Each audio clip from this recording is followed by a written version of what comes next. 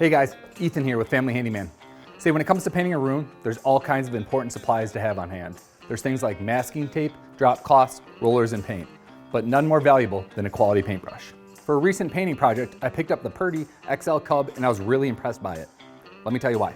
A quality paintbrush starts at the bristles, and the Purdy line of XL brushes uses the perfect mixture of nylon and polyester filaments to make a brush that'll be great in any environment and for any paint. The flex in the bristle is a whole other conversation. Stiff bristle brushes are ideal for painting straight lines and cutting in around millwork, while soft bristle brushes hold more paint and are great for large square footage jobs like painting a fence.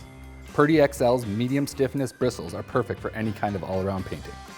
A brush that's too long or too wide feels bulky and awkward in your hand, but the Cub size brush with its 2-inch angled bristles and short ergonomic handle feels like an extension of my hand. When you take in the quality of materials, the thoughtful ergonomic design, and realize it's from a paintbrush company that's been doing this for almost 100 years, it's easy to see why the Purdy XL Cub is Family Handyman approved. For more products that we've tested and approved, head over to familyhandyman.com.